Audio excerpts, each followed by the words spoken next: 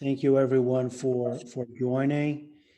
And before we get to the presentation itself, let's just do a quick opening prayer just to tune ourselves and asking our Heavenly Father, our brothers and sisters in light, to be with us, to inspire us, to protect us, that may our hearts be open to this conversation,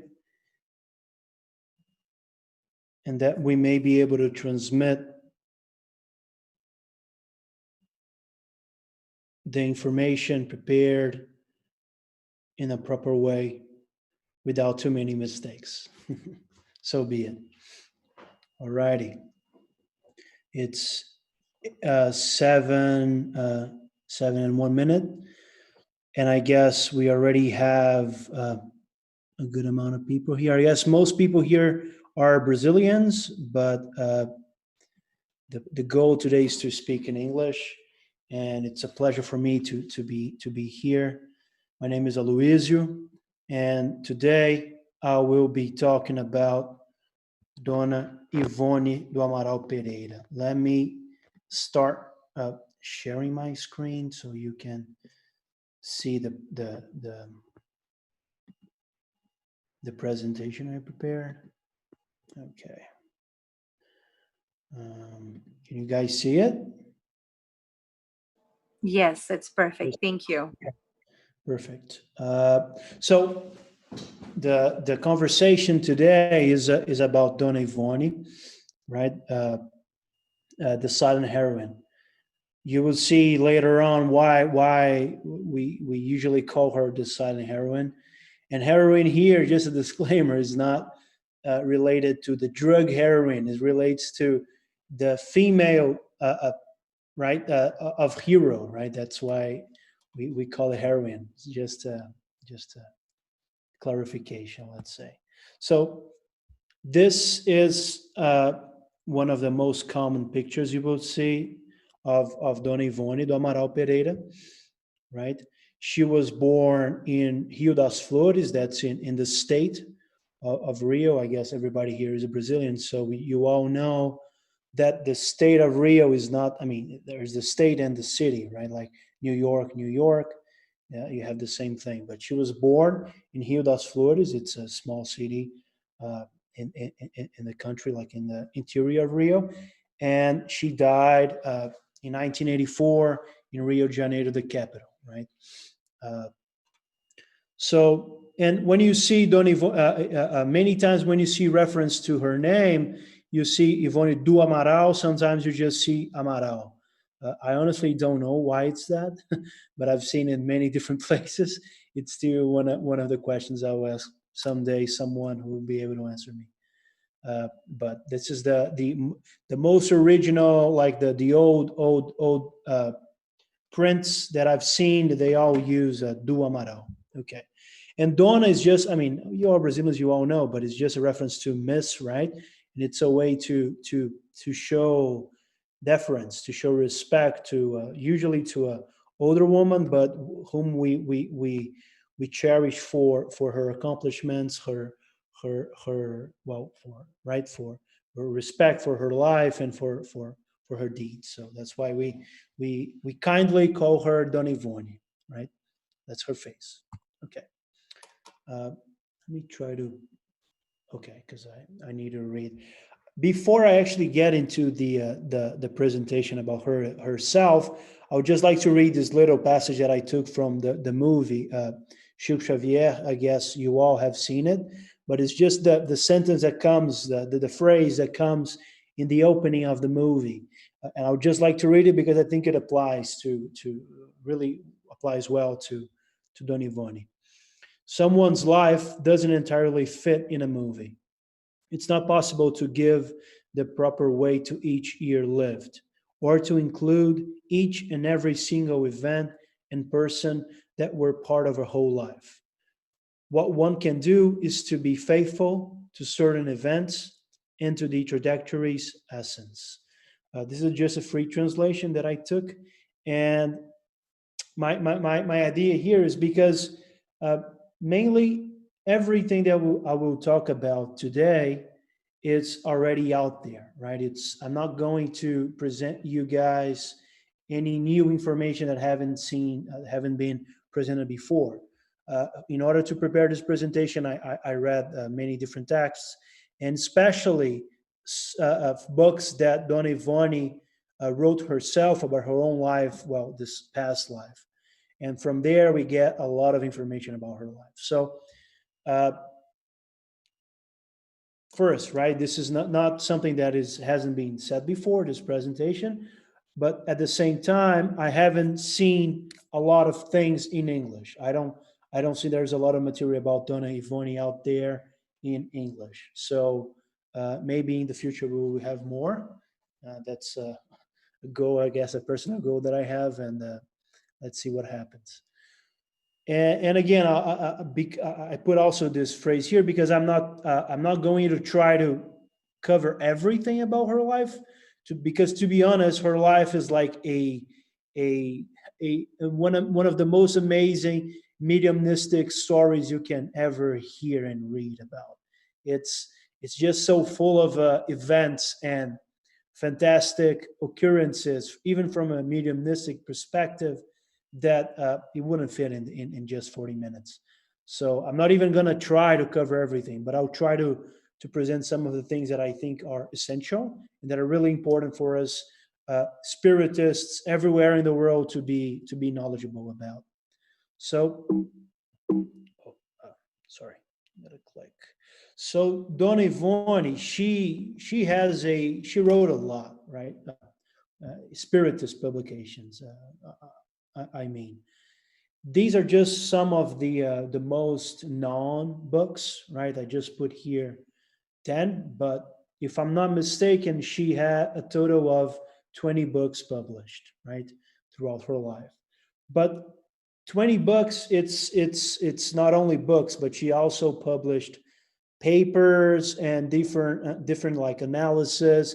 And she used to write like people used to write her like questions about certain mediumistic happenings or occurrences, and she would answer them, right, answer these people. I also think that she used to write for some spiritist magazines in Brazil, trying to cover those answers. So she had a very extensive psychographic life, right? It was not. I'm not covering everything, and she not only wrote did the psychography, but she was also a very perspicuous psychophonist, right? Don Ivone worked, as I said, she was born in the state of Rio, Rio das Flores, and she was not from a very wealthy family, and she worked throughout her life uh, to make ends meet, right? And she actually moved a lot, moved to live with people in her family. So she went to Minas Gerais. She lived. I just wrote down in my cheat sheet some of the cities she lived in. Uh, Lavras, Juiz de Fora, Pedro Leopoldo with Chico, and like different cities in Minas Gerais and in Rio. And everywhere she went, she was working in like local spiritist centers with psychophony. She would participate in attend the meetings, and also she would like sometimes write prescriptions and all sorts of mediumistic work, right? At the same time, when you compare, right, to Don Ivone, to Chico, Divaldo, and you compare the psychographic work, right? I mean, some people might think, okay, so Chico published, I don't know, like 400 and something, right? Divaldo, I guess, as many, maybe 200. I'm not sure the exact number, but it's a lot, right? And Don Ivone did like 20. So people may think, oh, she didn't really publish a lot. Like, so her importance to Spiritism wasn't as great, right? I honestly think that's not true, and that's not applicable at all, right? And I think that because when you look at the quality of the books she wrote, it's astonishing, right? I'm not trying to say that Chico's or Givaldo's books are not great. They have amazing books. I mean, you probably all know that, and they do have like awesome, really great books. But my point here is, even to write one great book through psychography, right, is already an amazing accomplishment, right? So writing 20, and the quality of those books, I've personally read, haven't read yet all of them, but I read a lot of them, um, and they are amazing. The quality is great, and we will get more into the detail about one of them, the one that is already translated into English. You probably already know about it, but the quality is great. So uh, her importance may not be because of how many books she wrote, but the quality of the things she wrote. Uh, and if you look from another perspective, and I can definitely say that about myself, in our efforts to be to be better, right, to be a better spiritist, a better person, we have our idols, of course we do.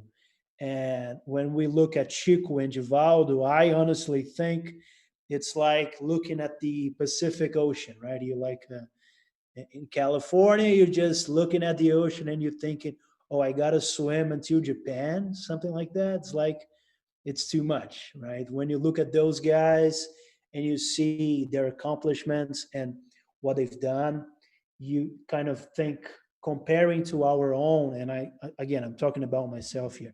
When I compare to my like my the pettiness of the daily struggles and the things that we have to go through, we compare and we see like, oh, it's I'm not gonna get there, or if I'm gonna get there, it's gonna take me like, I don't know how many reincarnations, right?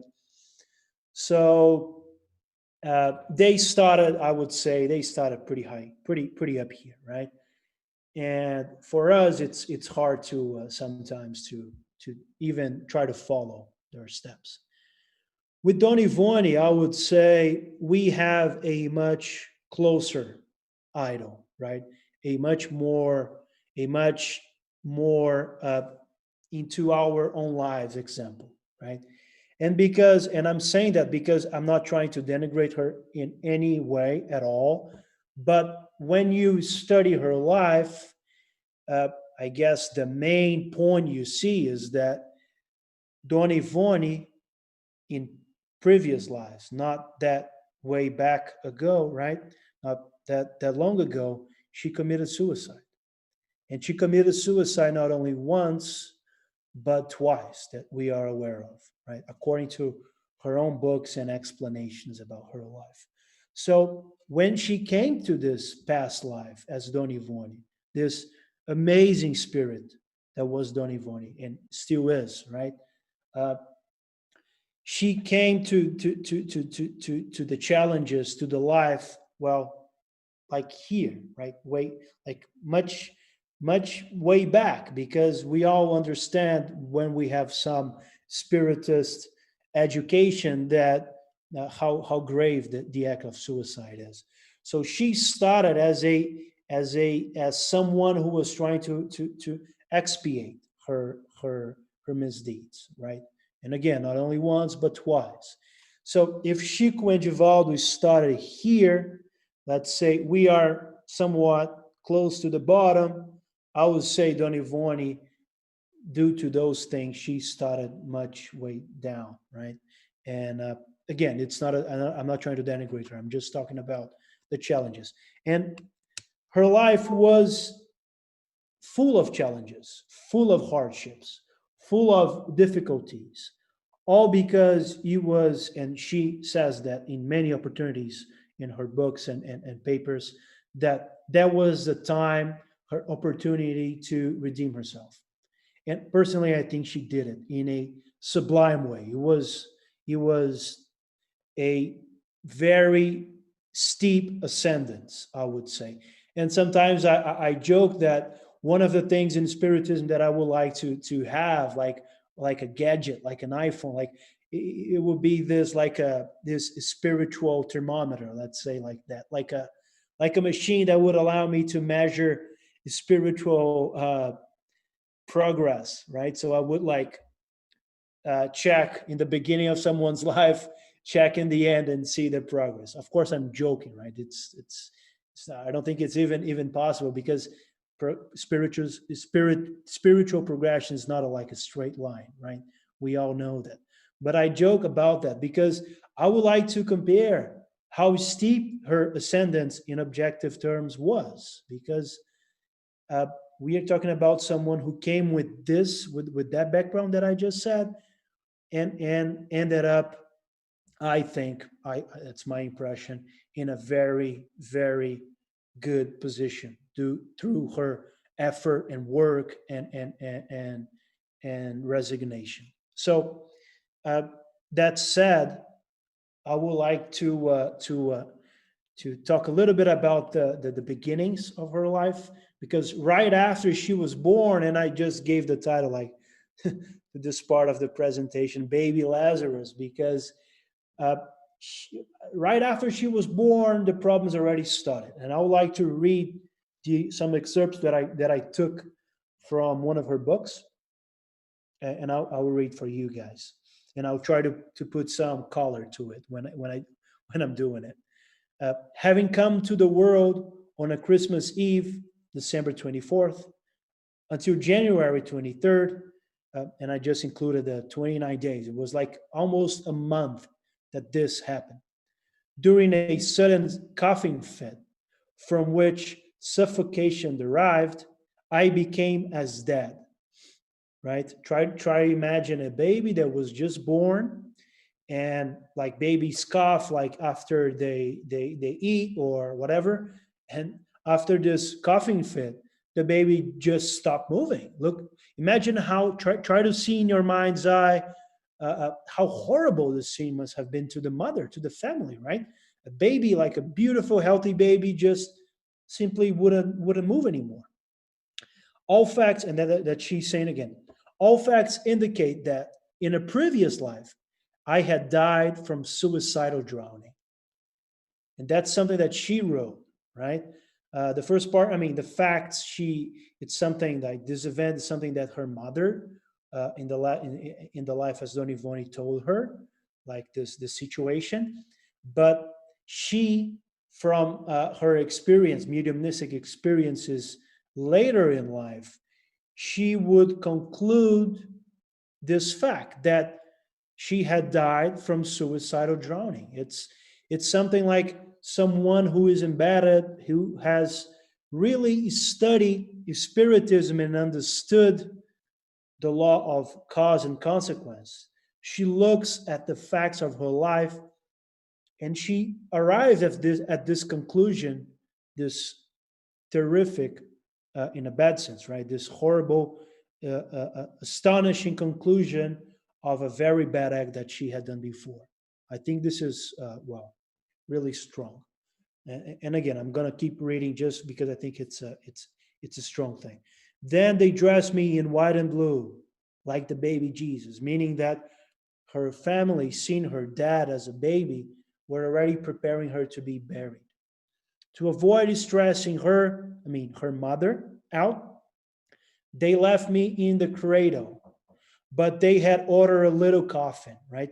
They were trying to avoid stressing the mother, because they kept her dressed in white and blue in the cradle, but they had already prepared everything for the burial. I think that's a strong, very powerful image to have in mind. And just try to imagine. I mean, I know it's horrible to try to even imagine it, but this is her own words. And then she says, if you read the text, the original, you'll see there's more color to it. I'm just like fast forwarding to the main parts. Then a shrill scream, like out of fright, anguished, followed by an unstoppable baby cry, surprised the people present. Right?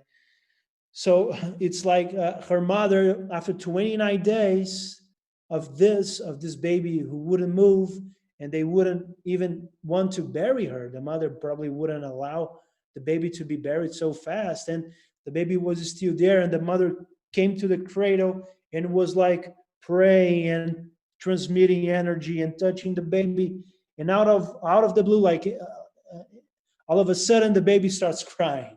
Imagine how surprised everybody would be, right? It must have been an extremely uh, well, strong thing to see happening, right? And that's from Recordações da Mediunidade. Also, I did a free translation here because this book hasn't been translated yet. Okay, and then fast forwarding a little bit of the catalepsy, because what she had, we call it commonly say it's catalepsy, right, or cataleptic occurrence or cataleptic event. And later she says that throughout her life she was afflicted by catalepsy. She had another major occurrence when she was 8 years old, right? She describes in the book, and then another one when she was 16. In between, she was starting to hear like some stories about spiritism. Some people would give her books, and she started reading and getting like educated in spiritism.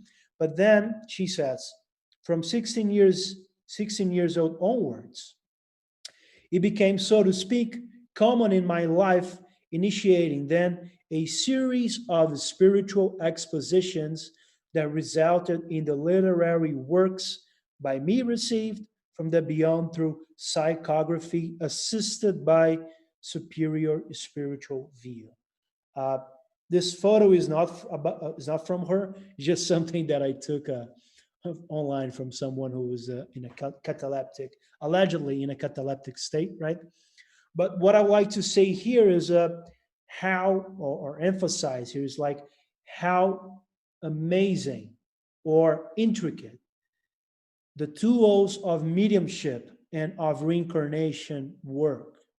You know, how intricate and complex, sophisticated they are, because we are talking about someone, again, who committed suicide twice, right, in previous lives. She came to this life to redeem herself, right? Probably due to the nature of her acts, she would develop a very serious physical problem, right? Like catalepsy, right? At the same time, the mentors and the guides used the catalepsy state she was in to optimize her mediumistic capabilities, right? Because what we are seeing from her words is every time she would go into the cataleptic state, meaning that she would like almost fall asleep, we know that when we do fall asleep, we detach, right? Our perispirit detaches itself from the body, and it is more able to do spiritual connections, right? Or have spiritual experiences, let's put it like that. So we are saying that she would have those cataleptic states, and she would then be free from the burden of her body, to be able to connect better to the mentors, to see the images of the stories. She would then later come back and psychograph. I think this is amazing. It's astonishing how even the bad side in our understanding of cause and effect, of reincarnation, can be used to create good results, right? I think this is extremely uh, important. Well, let me go back a little bit. I don't want to get to the enters yet. So, and this is something that I remember reading or hearing about Chico, that when he was especially writing about just a sip of water, when he was doing the novels with Emmanuel, right? I remember this passage saying that Emmanuel would take him to the places through spiritual experiences to show him the events that later they would describe in paper through psychography, right? So this is exactly the method that the mentors of Don Yvonne are also using, right? Enjoying this cataleptic state of her. And who are those people, right? Who are the spirits and the mentors that were involved in Dona Yvonne's work? Well, you guys all know this face, I guess. This is Dr. Bezerra de Menezes, right? One of the pictures that I found, at least. In one of the books, in one of the most previous or remote, I wouldn't say the most remote, but in the like almost in the medievals, the Dark Ages, like by the end of it, Dr. Bezerra de Menezes was her father in this one of her lives, right? We also have Leo Tolstoy, who I guess I haven't seen every reference to him being related to her in any of the previous lives, but he wrote through her some tales and some stories that, well, maybe someday, maybe another day, we'll be able to talk more about it. But he was involved in some of the psychography that she did, and yeah, maybe in the future I'll be able to say why Leo Tolstoy was more inclined to do this with her. We also have Camilo Castelo Branco. He was a Portuguese writer, right? And we will talk more about him and Leon Denis. Again, I mean, you all know Leon Denis was, let's say, the right hand of Allan Kardec, the secondary guy for Spiritism if Allan Kardec failed, right? That's a common thing people say. Amazing books. I also suggest you guys, if you haven't yet, to read Leon Denis' books. But I will talk more about those two, Leon Denis and Camilo Castelo Branco, right after this slide here. And we also have Charles, right? We can pronounce it like that, who was his story with Don Yvonne is also complicated, and it can be traced back millennia. But more recently, he was her brother, kind of a father figure as well, in one of her lives. And we also have Roberto de Canalejas, who was not in the life as Don Yvonne, and there's a beautiful romantic story about her and Roberto, but I won't be able to cover this today. It will be for another opportunity. But those are the main spirits that were involved in her psychographic work, right? And then we come to the book that is already translated into English, right? You guys probably already know about it, at least, or you have read it. And it's the Memoirs of a Suicide, Memórias de Suicida, which was written by Camilo Castelo Branco through psychography, but it wasn't published right away, right? It took a while, because for those who have already read it, you guys understand why it took a little longer to publish it. I read it myself, and honestly, it was a hard work to do it. It was hard work to do it, because the book is pretty strong. The mental images you get from memoirs of a suicide they are pretty tough, right?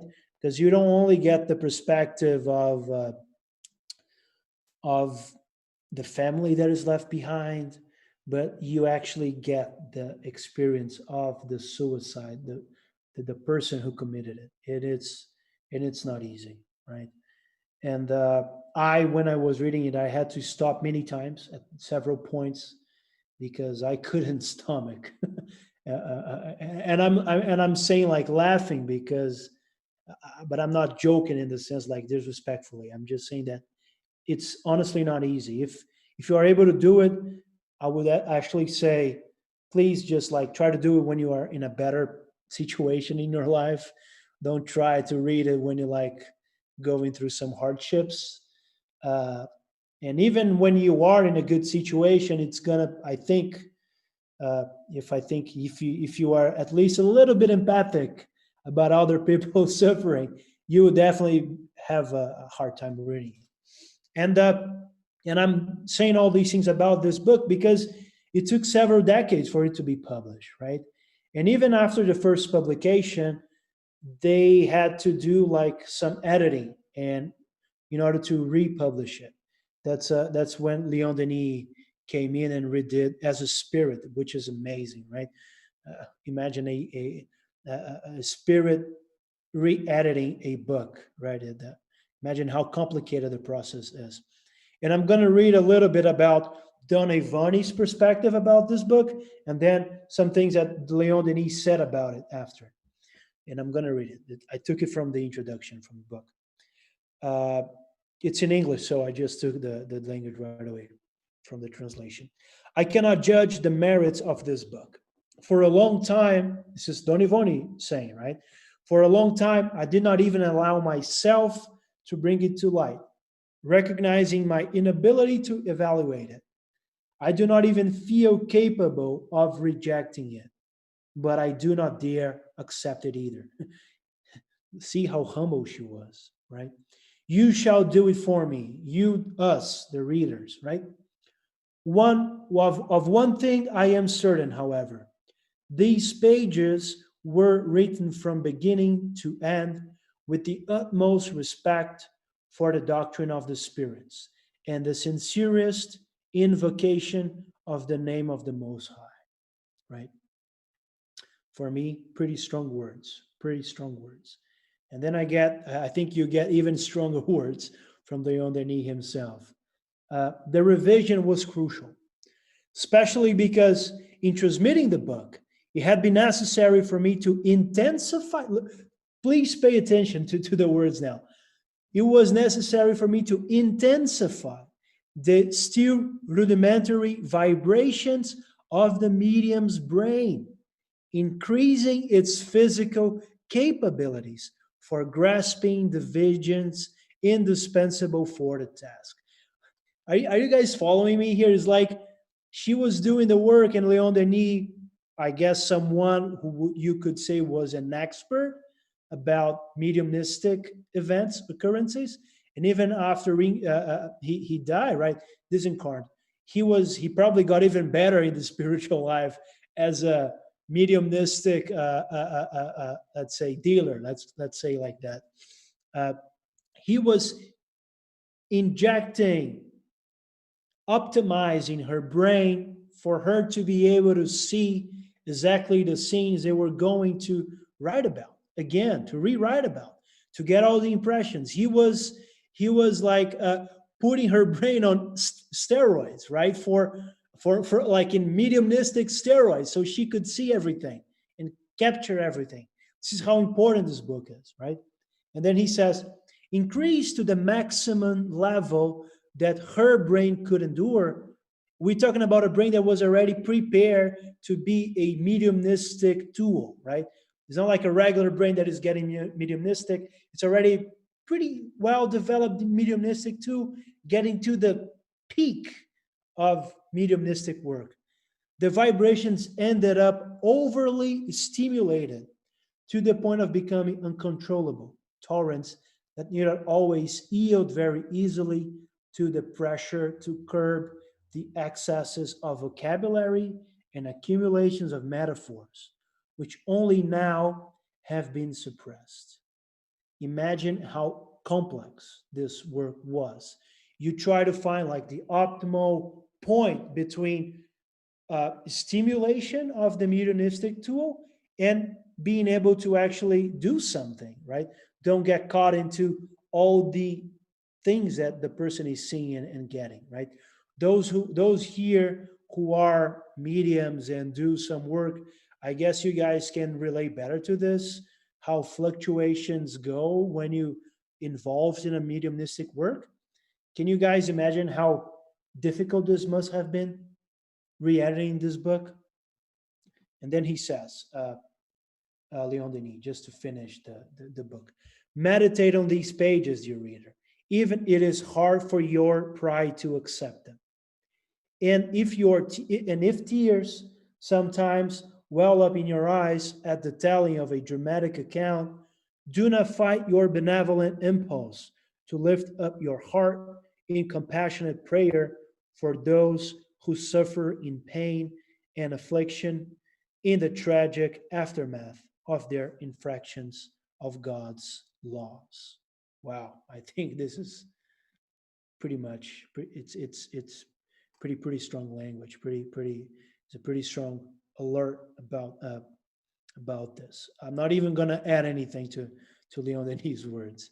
I'm going to move to the next step. I had a little movie here. It was just to finish it because as we started, right, the first slide that you guys saw, it was Don Yvonne, the silent heroine, right? And the silent heroine was a nickname that, according to the sources that I checked, it was a nickname that Chico gave her, right? She, as I said before, she spent some time in Pedro Leopoldo when Chico was still living there, and she was working with him. I don't know for how long exactly, but Chico gave her this nickname, the silent heroine, for her humbleness and for her effort to redeem herself despite the amazingly great challenges she was facing due to her own actions, right? I wanted to present this movie, but I don't think we're going to have time. It's like 4 minutes, but it's basically you see some characters in this picture here. In the left, for example, you see Chico, and to the right you see her. But well, the quality of the videos back then were not that great, especially for us nowadays. We used to high definition, right? So I'm just going to skip it. This movie. It's going to be for another time. If you want to check it, you just go to YouTube and you write Chico Xavier and Don Yvonne, and you're gonna see it. It's interesting to say the least. And then last slide. This is just a final sentence from her, which I think encompasses and summarizes the importance of Spiritism in her life. And I think that from her example, I take to my own life the importance of Spiritism and of Christian teachings in general. And I will read it. This is how the doctrine of the Lord, the hope in its justice, the faith and the patience always propel me towards Spiritism, despite the cultivation of the mediumistic gifts that spontaneously impose themselves to me since childhood, making me strong enough to dominate and overcome until now the difficulties that came along with me to this expiatory reincarnation as an unavoidable result of a spiritual past disharmonized with the good. Don Yvonne, also a free translation from Recordações. And I think the words again here speak for themselves. Someone who lived hard, found in Spiritism an amazing tool for redemption, and gave herself 100% to it. How amazing her example was of when we apply the teachings that we are given, Spiritist teachings, when we really put the effort and we try to be serious in it, not saying rigid or serious in our lives and dealings with other people, but serious and severe in our commitment to the good. I think you end up, if we could measure it in that spiritual thermometer, I think we would all see that she ended her life blazing in light and amazing, and then extremely redeemed and even more. So with that, it's already 7:40. I would just like to say final prayer, and we can end from here. Our brothers and sisters in light, our heavenly Creator, thank you for this opportunity to speak to have a conversation with our friends of Ponto de Luz. Thank you for the opportunity to talk about Dona Yvonne. May she be protected. And Dona Yvonne, thank you for your example, the challenges that you endured, and the great example of life, of spiritual application that you are. With that in mind, I ask permission to stop and to finish this conversation. Thank you. Thank you, Norma. Thank you, Teca. Thank you, everyone, for the opportunity.